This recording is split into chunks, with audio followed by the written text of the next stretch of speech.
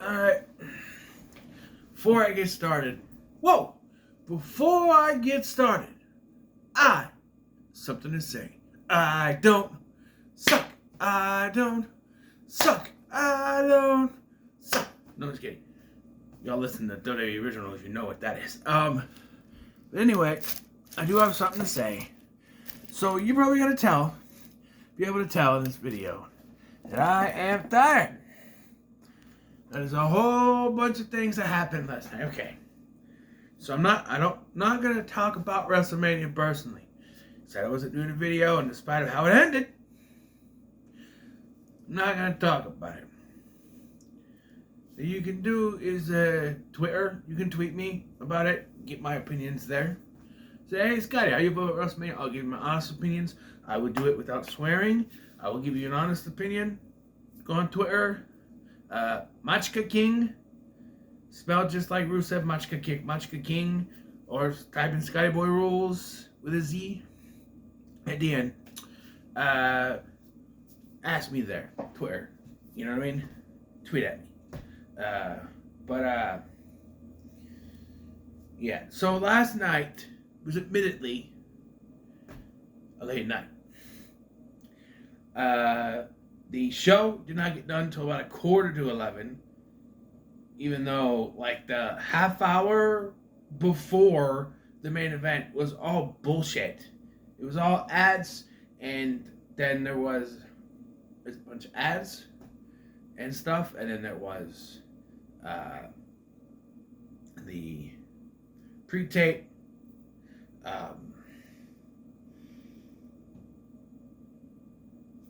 What you call it? They show the hype package show before the match, and then their entrances took forever. So yeah, and so 11:45 at night, I'm ready for bed, right? Okay, I'm just gonna go to bed. My stomach tells me, no, you gotta go sit on the toilet.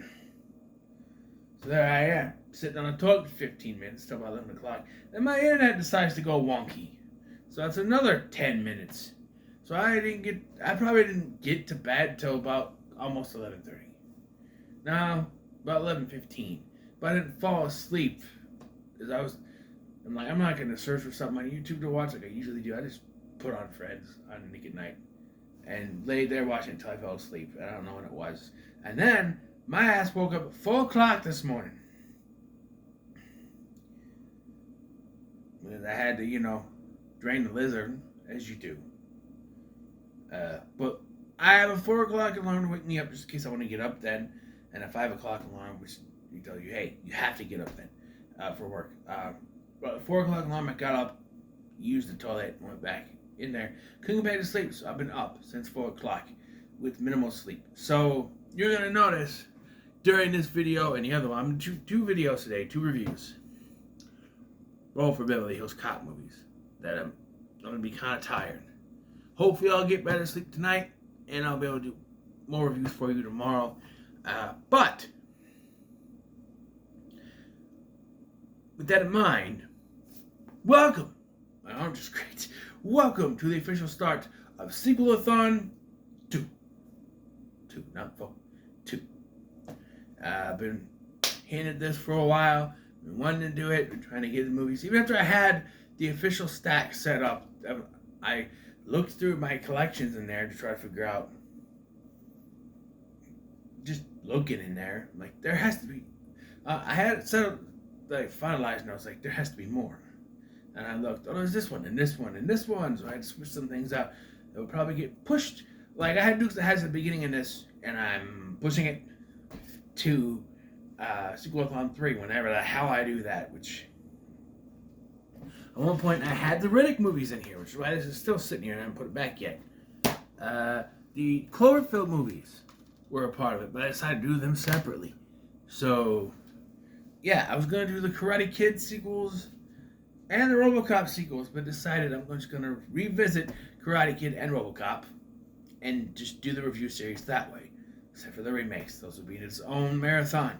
But I decided to just go ahead and get it done, get it going.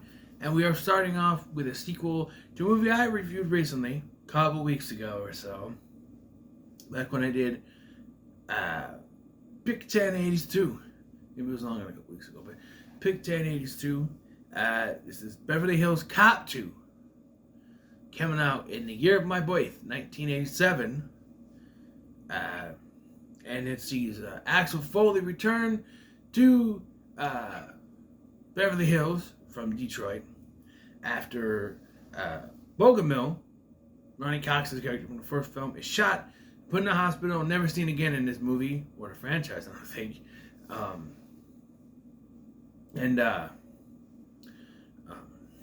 So he goes back to Beverly Hills to team up with Billy and Taggart to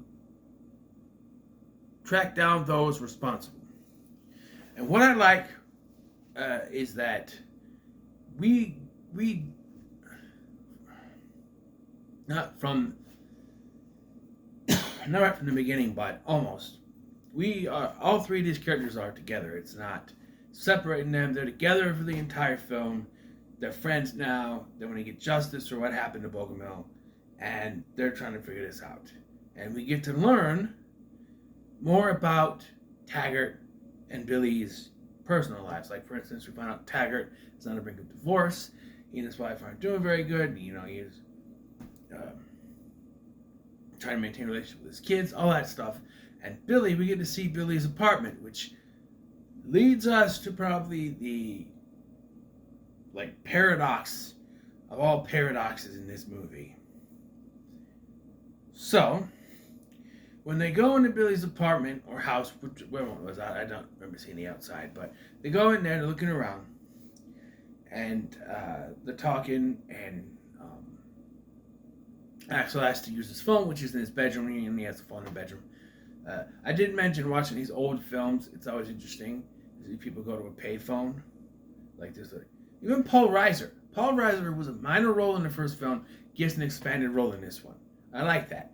He's basically trying to cover Axel's ass in Detroit while he's in Beverly Hills, going around in his car, going around with women and trying to cover his ass to make sure nothing gets back to their lieutenant. It's played by the same guy who's still no nonsense, or the captain, who's still no nonsense like the first one.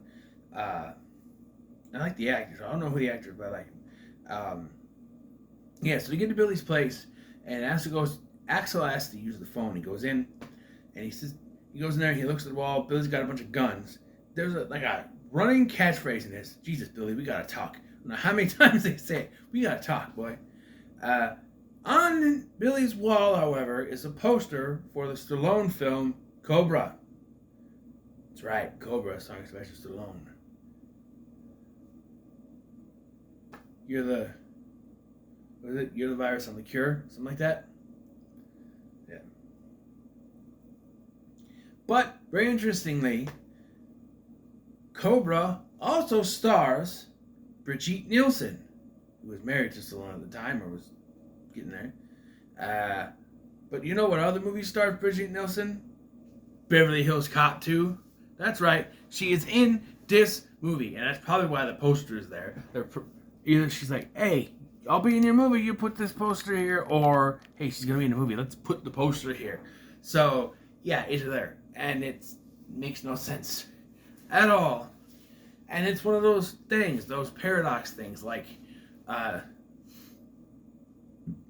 Tony Stark calling Thor Lebowski, and which is the Big Lebowski, which starred Jeff Bridges, which means that Jeff Bridges exists within the MCU as himself, but also Jeff Bridges played Obadiah Stane, which means in this universe, Brigitte Nielsen exists as herself, but also she's playing one of the bad guys in this movie. So it's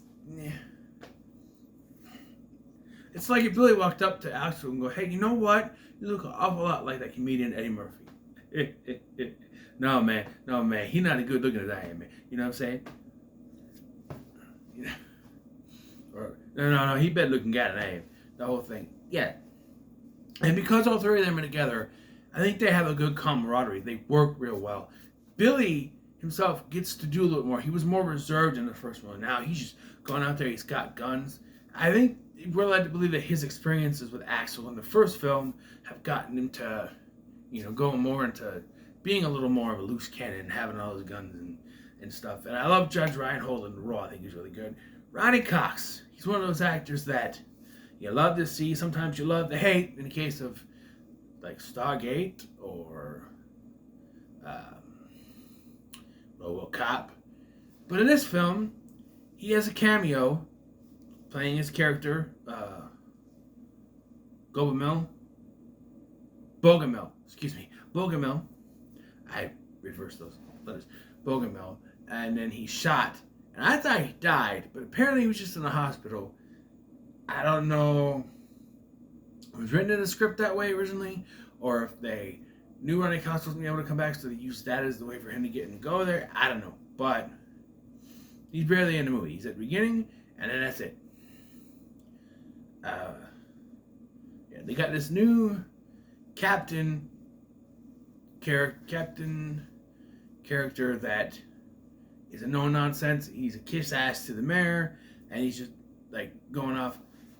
Like, I understand like Axel has to cover his ass, but he's like, at one point he's telling him, Alias is like, I'm Richard Hand, and then later he's just saying Axel Foley of the such and such, and just like, wait, you're giving aliases at one point, and then here, okay, the theme song,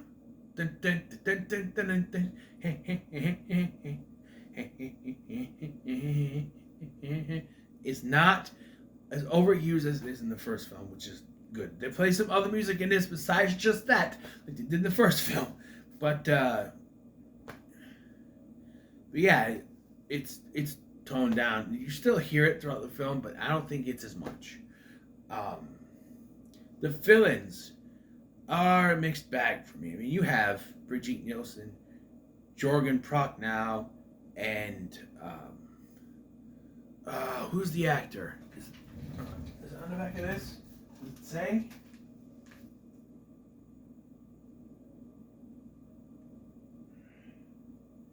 No. Edward Fox. I think it's Edward Fox from, like, he was in the Never Say Never Again James Bond movie. Is M. And then I believe he was also on Quantum Leap. But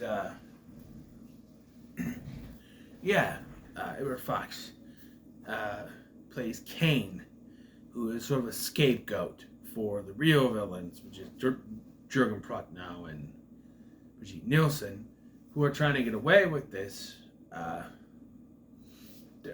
Okay, so there's a shootout at the end, but I was making my lunch. So did they get arrested, or did Brigitte Nielsen die? I don't remember. I really don't. But at one point, they set up Kane to be the one behind it, and we see that it's a setup because beforehand, Axel figures out the small clue setting him up. So okay, it's him, and even Billy's like, "What? So Kane did it? No, not so fast." It's very easy to figure that out. Very easy to crack the code. So he's gonna figure out it's a hoax. But of course, the captain is like, "Oh, we've traced everything to Kane. This thing is made out to him. It only calls him Carlos. Carlos is Spanish for Charles." And even Axel's like, "So we think that Charles Kane is the ABC robber, whatever." But it's the hint they find earlier at Bogomil's place with the red dirt that leads them to find the rest of where they're running guns and everything. And even when they get there, the captain's like, No, I got the ABC thief or whatever it's called. You guys are out of line. You're fired. You get out of here. You're fired. And then the mayor's like, no, you're fired. Because he's abusing his power, basically. And so, yeah, he gets fired. And then we find out that Bogomil's going to be okay. Just like an offhand comment. No, how's your dad doing? Oh, he's good. He's out of the hospital now. He's start moving around. We don't see it at all, which is kind of, and I don't know if they mentioned it in the first one. I forgot he had a daughter. I thought when they first showed the lady, I thought it was his friend from the first film. But no, she's a different character together. But they're both blonde, so I don't know. There's also a part in the second half of the film where they end up at the Playboy Mansion, because when they rob a place, they hide at the nearest place and just sort of, walk around and try to act like they're. So they get in there, and that's when we see Hugh Hefner is there, and yes, there's also a scene in a strip club like the first one, so they're kind of following that up. But they don't show a bunch of naked women like in the first one. There's just one naked woman, and she's doing this weird stripper dance. I don't know what she's doing. But I'm like, what is this? They keep cutting back to it. At one point they zoom in, and I'm like, okay. Apparently we're supposed to think this is a great dance. I don't think so, but okay. Yeah. Oh, and a running joke is that Axel tells them that Taggart is Gerald Ford, so all the people that work there think he's former President Gerald Ford. They even bring in his divorce, and they're like, "Oh yeah, he's getting divorced," but they're going to court to settle the name, so that she can, the Betty Ford Clinic or whatever. So, yeah, that's kind of funny. Overall, I did enjoy this movie. I don't think it's as good as the first film, but there definitely has its merits. The music, they don't use music as much. I think the villains were kind of better in the first one. I can't remember offhand who they were, but I think they were better used, better utilized. You have Brigitte Nielsen, but she's all right for what it was. But yeah, and I like the camaraderie between the three, and I don't think we get Taggart back. I don't think he's in the third one. I don't think Rennie Cox is in that one either. But yeah. But it still does kind of bug me that they keep calling him Beverly Hills Cop. He's from Detroit. And at the end of every movie, he leaves. Like, I don't know about the third one, but I'm pretty sure. I think the new one, it still says he's Detroit. So, I don't know. Like, it's probably a mystery. You call Beverly Hills Cop. He's not a Beverly Hills Cop, though. So it's really weird. I know it's nitpicking. It's nitpicking, but when I saw the first film and it starts in Detroit, I'm like, wait, what? Oh, so he gets transferred. Oh, at the end of this, he's going to become a Beverly Hills Cop and stay there. No, he leaves. Okay, so second one, he comes in. He's finally going to stay. No, he leaves. Why is it called Beverly Hills Cop? He's not a Beverly Hills Cop. In fact, they go out of their way to have the other people, you don't work here. You're not Beverly Hills. You work for Detroit. You don't work for Beverly Hills. They go out of their way to say that he's not a Beverly Hills Cop. And yet the movie series is called Beverly Hills Cop. So it's confusing as hell to me. But I'm going to say when it comes to this one, it's still pretty good. That's it. Now, I know people say the third one is the worst, but we shall see some point today. Till then, what are your thoughts on Beverly Hills Cop 2? In the comments below, like, share, and subscribe as we continue on the Sequel-A-Thon 2. Thank you for watching. I've been Scotty, and I'll see you in the next one.